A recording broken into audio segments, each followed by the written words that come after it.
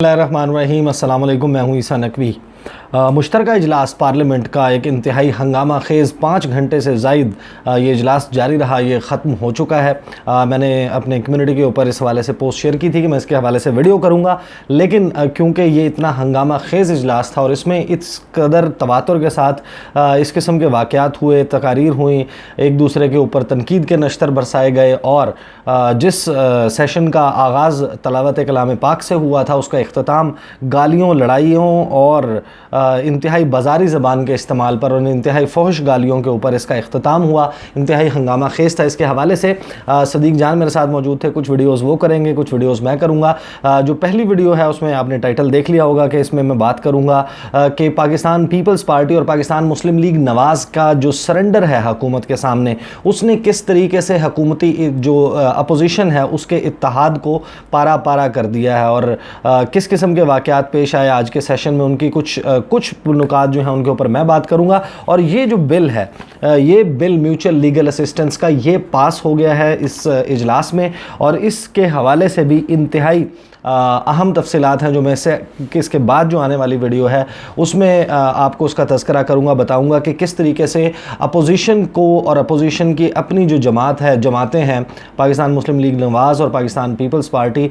इसको किस तरीके से नुकसान पहुंचाएगा ये बिल, उन दोनों फैमिलीज़ के ख़िलाफ़ क्या कुछ हो सकता है। और आज के सेशन में शहबाज शरीफ साहब ने फ्लोर ऑफ द हाउस ऐवान में खड़े होकर ऑन द रिकॉर्ड माफ़ी मांगी है और माफ़ी मांगी है उन्होंने मौलाना फजलुर रहमान से और उनके बेटे असद महमूद से। ये माफ़ी किस वजह से मांगी इसके हवाले से भी मैं आपको बताऊंगा। तो आज जिस वक्त इजलास शुरू हुआ इसमें ज़ाहिर एजेंडा आइटम्स जो है वो सिर्फ जो जारी किया गया था एजेंडा वो सिर्फ ये था कि बिल जो है वो म्यूचुअल लीगल असिस्टेंस का, यानी कि मुश्तरका कानूनी मुआवनत पाकिस्तान ने जो दीगर ममालिक के साथ करनी है क्रिमिनल केसेस में, मनी लॉन्ड्रिंग के केसेस में, करप्शन के केसेस में, उसके अलावा जो ख़ास उसका फोकस है वो टेरर फाइनेंसिंग के इशूज़ हैं, उन पे पाकिस्तान ने मुख्तलिफ ममालिक के साथ किस किस्म की जो है मुआवनत करनी है उसका बिल वो पेश होना था। लेकिन उससे पहले मखदूम शाह महमूद कुरैशी वज़ीर ख़ारजा जो है उन्होंने करारदाद पेश की कश्मीर के हवाले से और कश्मीर के हवाले से भी जो गुफ्तगू आज ऐवान में हुई उसमें भारत की हुकूमत से ज़्यादा पाकिस्तान की हुकूमत को तनकीद का निशाना बनाया गया, बजाय इसके कि ख़ास तौर पर दीगर मामलात के ऊपर ज़ाहिर अपोजिशन वो ज़रूर उनका हक भी है और इख्तलाफ राय जो है ऑब्वियसली वो जमहूरियत का हुस्न भी होता है, लेकिन जो तनकीद है वो जिस मौके के ऊपर मुख्तलिफ़ मामलात के ऊपर हुकूमत पे की जा सकती है उसके बजाय कश्मीर वाले मामले के ऊपर बजाय इसके कि नरेंद्र मोदी को तनकीद का निशाना बनाया जाए, उसमें वज़ीर आज़म पाकिस्तान को और पाकिस्तान की हुकूमत को निशाना बनाया गया। और इसी तरीके से जिस हुकूमत के ख़िलाफ़ बात करनी चाहिए थी जो कि नरेंद्र मोदी की हुकूमत है, उसके बजाय जो पाकिस्तान तहरीक इंसाफ की हुकूमत है उसको तनकीद के नश्तर उसके ऊपर बरसाए गए। खैर ये अपोजिशन का अपना रोल था। ये करारदाद अलबत्ता मुत्तफ़िक़ा तौर पर बिल्कुल सेशन के आगाज़ में पढ़ी गई और पढ़ते साथ ही जब शाह महमूद कुरैशी ने ये करारदाद ले डाउन की उसके बाद ये करारदाद पास हो गई। उसके बाद बिल जो है म्यूचुअल लीगल असिस्टेंस का वो ले किया गया और पाकिस्तान पीपल्स पार्टी, पाकिस्तान मुस्लिम लीग नवाज़ और पाकिस्तान तहरीक इंसाफ, यानी कि दो सबसे बड़ी अपोजिशन की जमातें और हुकूमती जमात, ये तीनों जमातें एक पेज पर थीं और ये सरेंडर था पाकिस्तान पीपल्स पार्टी और मुस्लिम लीग नवाज़ का कि उन्होंने कुछ तरामीम तजवीज़ की और उन तरामीम के मानने के बाद उन्होंने गवर्नमेंट की बात मानी और इस बिल के हक़ में वोट देने का फ़ैसला किया। उनकी तरामीम भी वज़ीर कानून फ़रूग़ नसीम साहब ने पढ़ी, वहाँ पर ऐवान में पेश की और वो भी अक्सरियती राय के साथ, यानी कि उसके ऊपर ज़्यादा राय जो है उसके फेवर में आई। उन तरामीम के साथ ये बिल पास हो गया। बिल के नुकात में बाद में बताऊँगा, लेकिन जिस वक्त ये बिल पास हुआ उसके फ़ौरन बाद इजलास में 20 मिनट का वक्फ़ा किया गया और जब 20 मिनट का वक्फ़ा था उसमें अरकान बाहर निकले तो सिराजुल हक साहब,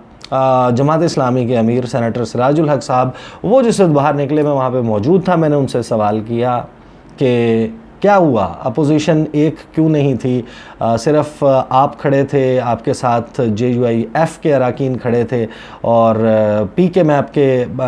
जो सेनेटर उस्मान काकड़ हैं और जो दीगर कुछ जो PTM के मेंबरान हैं, मोहसिन दावड़ साहब, ये लोग खड़े हुए थे, ये एहतजाज कर रहे थे। पाकिस्तान पीपल्स पार्टी और पाकिस्तान मुस्लिम लीग नवाज़ जो कि अपोजिशन की सबसे बड़ी जमातें हैं, उन्होंने क्यों हुकूमत का साथ दिया? तो उसके ऊपर सिराजुल हक साहब ने इंतहाई जिसे कहते हैं कि एक माना खेज़ किस्म का जवाब दिया। उन्होंने कहा कि उन्होंने साथ तो हमारा देना था पाकिस्तान पीपल्स पार्टी और मुस्लिम लीग नवाज़ ने, लेकिन रात की तारीकी में कुछ ऐसा होता है, अंधेरे में कुछ ऐसा होता है कि सुबह जब उठते हैं तो दुनिया तब्दील होती है। ये जमातें जो हैं वो अपना मौक़िफ़ तब्दील कर लेती हैं। गोया सिराजुल हक भी इस मामले में बिल्कुल, और उनकी जमात भी और दीगर जो छोटी अपोजिशन की जमातें हैं वो बाकायदा इस मामले में बिल्कुल ब्लैंक थी, उनको नहीं इल्म था कि क्या कुछ हो रहा है। ये जिस वक्त उन्होंने बोला सिराजुल हक साहब ने, तो साथ ही मैंने उनसे पूछा कि आपका क्या दरअसल आपका इख्तलाफ क्या है इस बिल से। तो उन्होंने कहा कि ये बिल बैरूनी क़ुव्वतों के ईमा पर, उनके झंडे के ऊपर लाया गया है और इसमें जो है वो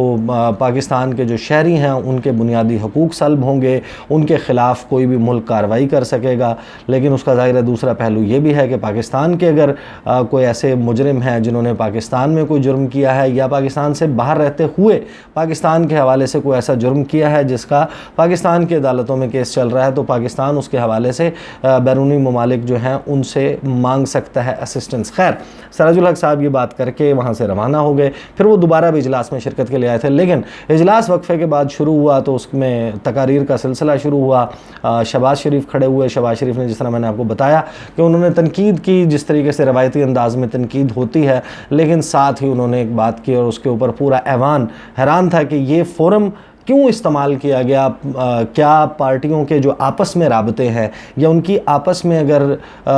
लड़ाइयाँ, और ख़ास तौर पर किसी ऐसे शख्स के साथ अगर लड़ाई है जो कि पार्लियामान का इस वक्त हिस्सा नहीं है, उससे माफ़ी मांगने के लिए पार्लियामेंट के फोरम को इस्तेमाल किया। शहबाज शरीफ साहब ने कहा कि मैं जो असद महमूद हैं फजलुर रहमान साहब के उनसे उनके तवस्सुत से और उनकी जमात के तवस्सुत से माफ़ी मांगना चाहता हूँ, उनके लीडर से मौलाना फजलुर रहमान साहब से भी, कि हमने उनके साथ जिस तरीके से मशावरत करनी चाहिए थी इस लेजिस्लेशन के, इस कानून साजी के हवाले से, जो हुकूमत के साथ उनके मुज़ाकरात और बातचीत चल रही थी वो नहीं की। ये बाकायदा उन्होंने माफ़ी मांगी और माफ़ी के लिए पार्लियामेंट का फोरम इस्तेमाल किया। ऐसा तासुर मिला उससे कि जैसे आपस में राबते इस कदर टूट गए हैं या आपस में इख्तलाफ और दूरियां इस कदर पैदा हो गई हैं कि अब अपना मैसेज, अपना पैगाम उन तक पहुंचाने के लिए पार्लियामेंट के फ्लोर का इस्तेमाल किया गया। और ये माफ़ी जिस वक्त शहबाज शरीफ साहब ने मांगी, उसके साथ ही उन्होंने ये भी रिक्वेस्ट की, उस वक्त स्पीकर चेयर के ऊपर स्पीकर असद कैसर मौजूद थे और हुकूमत वाले जो है उस हुकूमती बेंचेस पर जो अरकान मौजूद थे उनसे ये भी रिक्वेस्ट की कि असद महमूद साहब को तकरीर करने का मौका दिया जाए और अपोजिशन के जो लोग हैं, अगरचे शहबाज शरीफ ने ये तासुर देने की कोशिश की कि वो जो लीडर्स हैं अपोजिशन के, जो छोटी जमातों के रहनुमा हैं, वो कश्मीर के हवाले से बात करना चाहते हैं। हालांकि उनकी जो गुफ्तगू थी वो बिल के लेजिस्लेशन के हवाले से थी, वो उस पर बात करना चाहते थे। और इस बात का अंदाज़ा उस वक्त हुआ जब बिलावल भुट्टो जरदारी ने खड़े होकर तकरीर की और उन्होंने कहा कि उनके एतराज़ात हैं, उनके तहफ़्फ़ुज़ात हैं और उनको अपने इस बिल के ऊपर तहफ़्फ़ुज़ात बताने का मौका दिया जाए। अलबत्ता ये आज जो है वो वाज़े तौर पर एक खिंचाव नज़र आया और वो फिर नज़र उस वक्त ज़्यादा आया और बढ़ गया कि एक तरफ तो उनको तकरीर करने का मौका देने का कहा जाता रहा, लेकिन जैसे ही मुराद सईद ने जो तनकीद शहबाज शरीफ ने की थी, बिलावल भुट्टो जरदारी ने अपनी तकरीर में की थी, वो मैं अगली वीडियो में जो है उसका हवाले से बताऊँगा कि जो तकरीरी मुकाबला आज बाकायदा जिस तकरीरी मुकाबले के दौरान जो पार्लियामेंट का मुश्तरका इजलास है वो एक मछली मंडी का मंजर पेश कर रहा था, जिसमें हर जानिब से आवाज़ें लगाई जा रही थी और एक मौका ऐसा है जिसमें इसमें गालम गलोच इस हद तक बढ़ गई कि लग रहा था कि किसी भी वक्त ये जो है वो दस्तों गिरेबां हो जाएंगे, लड़ पड़ेंगे, झगड़ा हाथापाई तक पहुंच जाएगा। और एक मौका ऐसा था कि जिस पे बाकायदा हाथापाई होते होते रह गई। लेकिन ये जो मौका था जिस वक्त ये सारी लड़ाई चल रही थी, इसमें तकरीरी मुकाबला हुआ, जो शाह महमूद कुरैशी ने जवाब दिया, जो तकरीर की थी शहबाज शरीफ ने, उसका जवाब तो शाह महमूद कुरैशी ने दे दिया। लेकिन उसके बाद जब बिलावल भुट्टो ज़रदारी ने तकरीर की, उसके बाद मुराद सईद खड़े हुए, और मुराद सईद ने जिस वक्त फ्लोर संभाला, तो बहुत सारे लोग जो इसको फॉलो करते हैं उनको पता होगा कि मुराद सईद की तकरीर के वक्त पाकिस्तान पीपल्स पार्टी हो, मुस्लिम लीग नवाज़ हो, अपोजिशन जमातें हों, वो उनको बात नहीं करने देती, और वो उनकी तकरीर के दौरान इतना शोर मचाया जाता है। ख़ास तौर पर वहाँ पर फिर अब्दुल कादिर पटेल बैठे हुए थे, उधर जो है वो पाकिस्तान पीपल्स पार्टी के ही सैयद रफ़ीउल्लाह जो है वो, उन्होंने बाकायदा जो है वो नाज़िबा इशारे भी कर रहे थे, गालियाँ भी दे रहे थे, दीगर जो अराकीन हैं वो भी, और फिर दोनों जानिब से इस किस्म की एक दूसरे के ऊपर हूटिंग का सिलसिला शुरू हो गया। और उस मौके के ऊपर ऐसा लगा कि बाकायदा जिस तरह अपोजिशन में दरार किस तरीके से नज़र आई कि जो छोटी जमातें जिनका मैं आपको बता रहा हूँ, जो अपोजिशन की जमातें हैं, JUIF है, वो बार बार रिक्वेस्ट करती रही कि इसको मुराद सईद को बात करने का मौका दिया जाए। मुराद सईद के बाद असद महमूद ने तकरीर करनी है, लेकिन असद महमूद की तकरीर का मौका सिर्फ उस सूरत में आएगा जब मुराद सईद अपनी तकरीर ख़त्म करेंगे। वो तकरीर ख़त्म नहीं करने दी गई। उसके ऊपर मुसलसल पाकिस्तान पीपल्स पार्टी के जो अरकान हैं, क्योंकि नून लीग के अरकान वहाँ से उठकर जा चुके थे, उन्होंने उनकी तकरीर का बायकॉट किया, वो ऐवान से बाहर चले गए। और फिर पाकिस्तान पीपल्स पार्टी के अरकान ने इतना शोर मचाया कि मौका नहीं आया, मुराद सईद अपनी तकरीर मुकम्मल नहीं कर सके। गालम गलोच इस हद तक बढ़ गई थी कि मामलात आउट ऑफ कंट्रोल हो रहे थे। और उस वक्त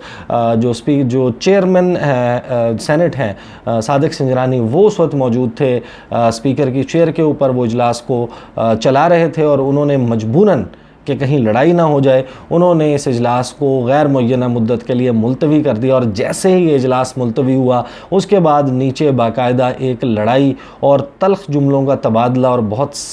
शदीद आमने सामने खड़े होकर पाकिस्तान पीपल्स पार्टी और JUIF के अरकान, वो JUIF के अरकान बाकायदा पीपल्स पार्टी के लोगों से शिकवा कर रहे थे कि आप जानबूझ के आप ये चाहते नहीं थे कि हमारे जो लीडर हैं असद महमूद वो तकरीर करें, और उनकी तकरीर ना हो सके, इस वजह से आपने मुराद सईद की तकरीर मुकम्मल नहीं होने दी। तो ये एक रिफ्ट, एक दराड़ बाकायदा अपोजिशन जमातों में नज़र आ रही है। और अपोजिशन जो ये चाहती है कि हम बाकायदा एक इकट्ठे होकर इत्तेहाद के साथ और एक इम्पैक्टफुल जिसमें बाकायदा जिसका कोई असर हो सके उस किस्म की कोई हुकूमत के साथ ख़िलाफ़ तहरीक चलाएं। क्योंकि गुज़श्ता बरस भी जब मौलाना फजलुर रहमान ने ये धरना दिया इस्लामाबाद में, उस वक्त भी पहले तो उनको ये बैकिंग दिखाई गई कि जैसे पाकिस्तान पीपल्स पार्टी भी साथ देगी, मुस्लिम लीग नवाज़ भी साथ देगी, तमाम जो अपोजिशन जमातें हैं वो उनका साथ देंगी। लेकिन होते होते जिस वक्त वो इस्लामाबाद पहुँचे और उन्होंने पीछे मुड़ के देखा तो उनको किसी की सपोर्ट नहीं थी। वो जो नाकामी है उसके ज़ख़म अभी तक चाट रहे हैं मौलाना फजलुर रहमान। और उसी दौरान ये जो अब लग रहा था कि अपोजिशन जमातें एक दूसरे के साथ मिल जाएंगी और एक स्ट्रॉन्ग किस्म का अलायंस वजूद में आएगा, एक ऐसा इत्तेहाद होगा जो हुकूमत को बहुत ज़्यादा टफ़ टाइम दे सकेगा, उसमें दरारें वाज़े नज़र आ रही हैं। और उसका सबूत यही कि बिलावल भुट्टो जो हैं वो अपनी तकरीर में बार बार ये इसरार करते रहे कि उनको बोलने का मौका दिया जाए, और मौलाना Fazlur Rahman floor of the house उनसे माफ़ी भी मांग कर वहाँ से रवाना हुए, रुखसत हुए ऐवान से। और इस तमाम वक्त के दौरान ये नज़र आ रहा था कि थोड़ी सी शर्मिंदगी भी है पाकिस्तान पीपल्स पार्टी और मुस्लिम लीग नवाज़ को कि वो हुकूमत को क्या टफ़ टाइम देने की बात कर रही थी। और यहाँ पर सूरत हाल ये नज़र आ रही है कि वो हुकूमत के साथ मिलकर जो लेजिस्लेशन है वो कर रही है। उनके लोग तरमीम के जो बिल है उसके पास होने के हक़ में अपना जो हक़ के रायदही है, जो आवाज़ के ज़रिए पार्लियामेंट में यस और नो, IS या नो के सूरत में इस्तेमाल किया जाता है, वो इन दोनों ने किया। और इनमें ज़ाहिर है एक खिफ़त मौजूद थी। और जो ज़राए हैं वो ये भी बताते हैं कि जो बिल्कुल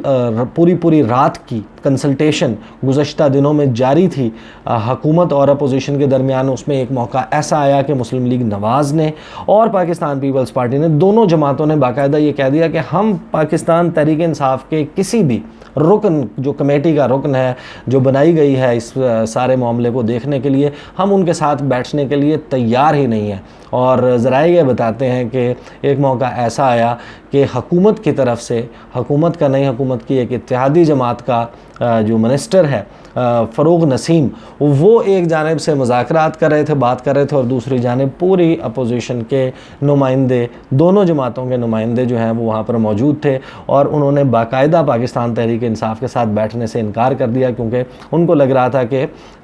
जो बातें की जा रही हैं तहरीक इंसाफ की तरफ से उनकी अमेंडमेंट्स को लेकर, वो ज़ाहिर मैं आपको बताऊँगा अगली वीडियो में, क्योंकि जिस तरीके से करप्शन का लफ्ज़ निकाला गया है, जिस तरीके से मनी लॉन्ड्रिंग के लफ्ज़ को चेंज करने की कोशिश की गई है इस बिल में, और उसको करने के बावजूद किस तरीके से अपोजिशन जो है वो इस बिल की वजह से फंसेगी, इस बिल की तमाम तर तफसील मैं इसके बाद वाली वीडियो में करूँगा। अभी तक के लिए मुझे इजाज़त दीजिए, अगली वीडियो में आपके साथ मुलाकात होगी। अल्लाह हाफ़िज़।